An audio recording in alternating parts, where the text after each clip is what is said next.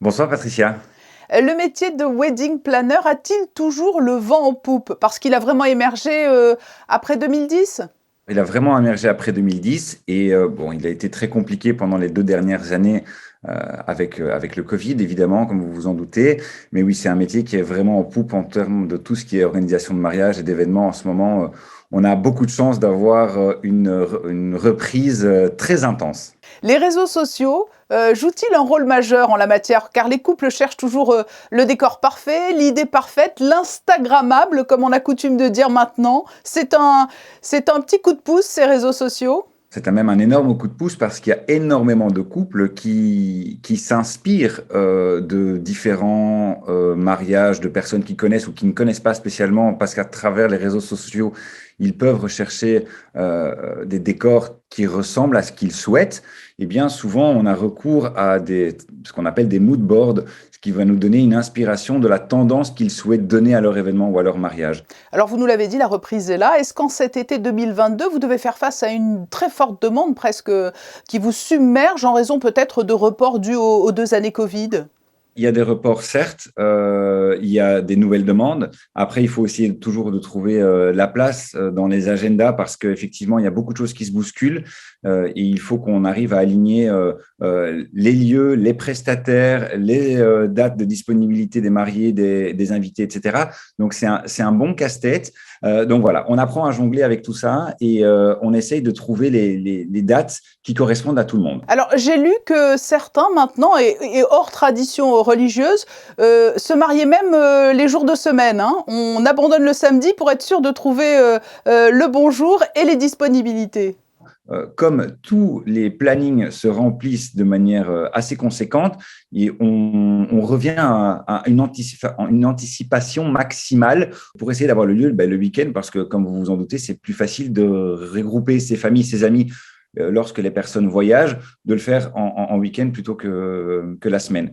Il y a aussi un deuxième point sur les jours de la semaine, c'est que parfois c'est moins cher de réserver des endroits la semaine plutôt que le week-end. Et de quelle manière la demande a-t-elle évolué en matière de mariage? Qu'attendent de vous les couples qui viennent vous voir? Les couples qui viennent nous voir, c'est parce qu'ils ont envie de confier les rênes de leur événement ou de leur mariage à quelqu'un qui va s'occuper de tout pour eux. S'il y a bien un week-end dans votre vie où vous pouvez profiter et être, entre guillemets, vos propres invités à votre événement ou à votre mariage, eh bien, il faut le faire.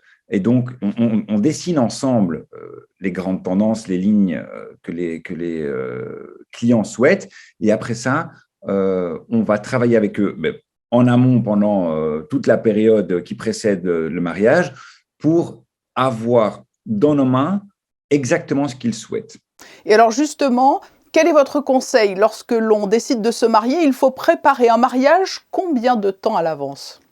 On va dire qu'avant Covid, en général, moi, je préconisais entre 10 et 12 mois.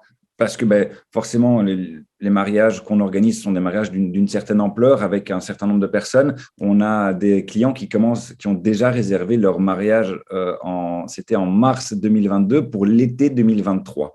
Donc, j'ai envie de dire au plus tôt au mieux, parce que au plus tôt vous allez vous y prendre, au plus larges seront vos possibilités. Et le décor naturel joue-t-il beaucoup dans les demandes? Est-ce que c'est le premier critère? Certains sont mer, d'autres campagne, montagne. Le décor naturel, oui, joue énormément, mais je remarque de la part en tout cas de notre clientèle, qu'il y a vraiment une tendance sur le naturel. Donc, on est sur de la table en bois avec de la fleur relativement sauvage, de la pampa, des choses qui soient peut-être un petit peu différentes de ce qu'on voyait avant. On est moins dans le classique traditionnel fleurs blanches uniquement. On va agrémenter toutes ces décos-là avec des éléments voilà, plus naturels, du vert, du bois, un petit peu de blanc, un petit peu de lavande en fonction des saisons, de l'eucalyptus. Et donc, on va vraiment être sur cette tendance-là. Oui, c'est une simplicité raffinée. Nous nous trouvons dans une région extraordinaire, il faut bien le dire, et tout à fait propice, hein, à l'organisation de mariage, j'imagine. Déjà, on a cette grande chance d'avoir un climat qui nous permet très régulièrement de faire des mariages dehors avec l'ensoleillement qu'on connaît sur Monaco et la Côte d'Azur. Et puis, et la mer. Il y a énormément de personnes qui souhaitent venir se marier à Monaco sur la Côte d'Azur parce que il y a un décor naturel qui est juste extraordinaire et une météo super clémente. Et pour conclure, est-ce que vous avez eu parfois des demandes tout à fait hors normes et auxquelles peut-être vous n'avez pas pu répondre d'ailleurs parce qu'elles étaient trop originales? On va dire que les demandes auxquelles on a du mal à répondre pour l'instant, c'est les demandes vraiment de last minute parce que nous n'avons pas spécialement les prestataires qui peuvent nous suivre. Si on s'engage à délivrer quelque chose qui soit hors norme, il faut être sûr de pouvoir le faire. Eh bien, on vous souhaite un été bien chargé. Merci beaucoup, Jean-Christophe Bien. Goethals, d'avoir répondu à nos questions autour de votre activité de wedding planner. Merci beaucoup, Patricia, pour cette invitation. Je vous souhaite également un bel été et à très bientôt.